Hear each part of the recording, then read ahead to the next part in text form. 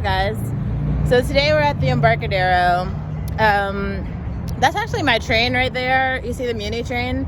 So I just never get off at this stop because I live on, 2nd and King right now. But I just wanted to give you guys these views, right? Let's talk about some stuff at the embarcadero. Ooh, there's the ferry. Hell yeah, let's watch the ferry. Can you guys see it? The ferry! Ooh, yeah! We all love the ferry.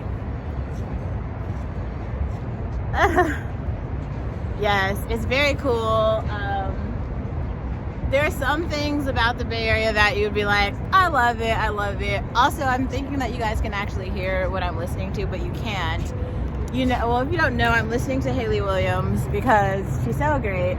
And I was trying to think, like, what can I talk about by the embarcadero? And I guess, like,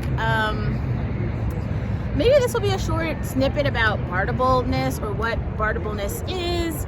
As you guys have seen, I try to post and share a lot of videos of me on trains, on buses, on ferries, like the boat. And the reason that I do this is because I've been around the world on public transportation. So flying coach to go, you know, on airplanes to go to Africa. Maybe it's a train to go to Montreal. Or it's just a BART train to go from Berkeley to San Francisco, right? Or maybe it's a bus to go from Berkeley to San Francisco. But whatever one it is, I've tried to show you guys that, like, this is how I get around. You can get around this way too. I've showed you guys my Metro card. I made a video about that. I hope more of you, especially, I'm just speaking right now to, like, black women, black girls, like other little girls who are like, I want to be like Alivia and, like, go places and have confidence. And yeah, I'm not confident. Like, I've really tried. Like, this is literally,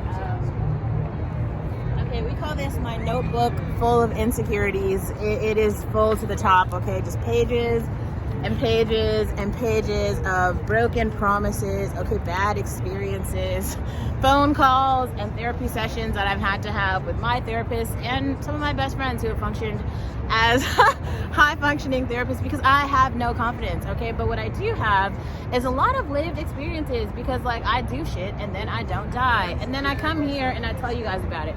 Because one day I'll probably do some shit and I will die. But then what you guys will have is this YouTube channel, and you'll have a bunch of experiences and blog posts from me that are sharing with you guys, wow, like, before she died, she did all this shit. And you're gonna be like, wow, I can do that too. And it's true.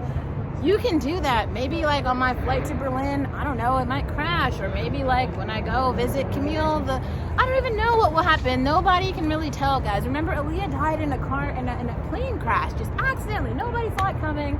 And then she's just dead, and I feel like my whole future was crushed. So what I'm trying to do is just be here and be the young adults, okay, that all of you guys were looking for. I'm not Kelly Stamps or anything, but call me maybe like Alivia Stamps. I don't know. I don't even have any stamps though, because I just go, like, in my neighborhood. Ooh, okay, you could call me, what's his name? The guy who's, like, in the neighborhood and he's got the show about the neighborhood. Call me him. I forgot. He's got a show. It's called, like, In the Neighborhood, and it's with the little lion, and he made the... Oh, look. Mr. Rogers. Okay, that's it.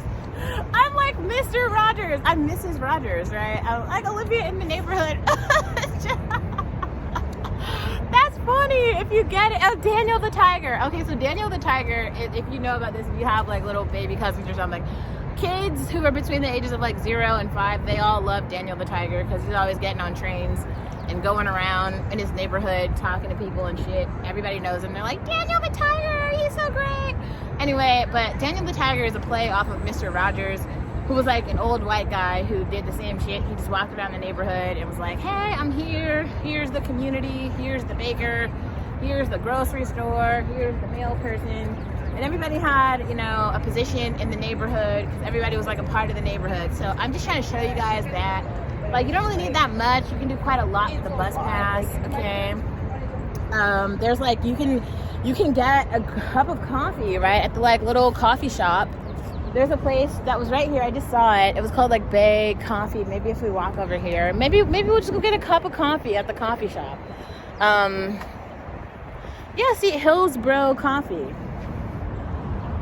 you guys, let's see, let's look it up. Maybe we can afford a cup of coffee. I don't know if we actually can because I'm really broke, but one day we'll be able to afford a cup of coffee.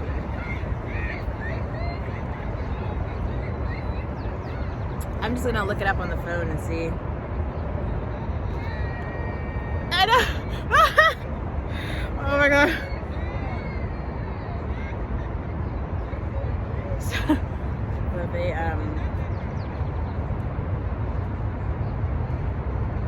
so I just told Camille that I like won the lawsuit, and she's all like, "Wowza, look at you!" I'm like, "Yay, Camille, we did it!"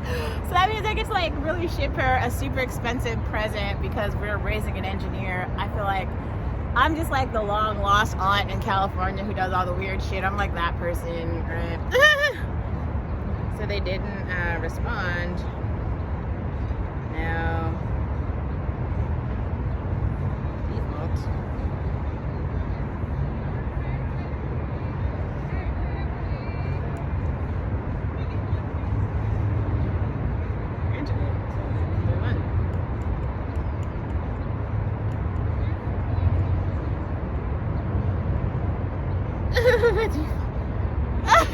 I'm just explaining to her how default works. So basically what happened is I filed a suit, and like I think they knew they were wrong, or maybe they were over. Whatever happened, they had 30 days to respond. They didn't respond, therefore they were in default. And if the judge grants default on your case, you just file for default. And if they grant it, then that means you won the case. So that's basically how I won the lawsuit. It wasn't even like I did that much. I didn't have to go to trial or anything. I just won by default. But let's see if we can afford a cup of coffee, because it would be really nice if we could, you know? Let's see. It's called Hillsboro.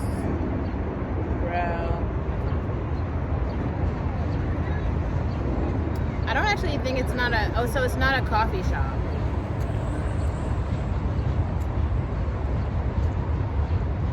You can't actually buy coffee. Oh, it's permanently closed. Oh, well, okay. Well, you know, I mean, I think that's fine. There's another coffee shop, and we have that baguette from earlier. I was basically just trying to find some reason to, like, show you guys this, because it's really nice, and I want to make more content where I'm just out doing shit. This is called the Embarcadero. So here's me at the Embarcadero.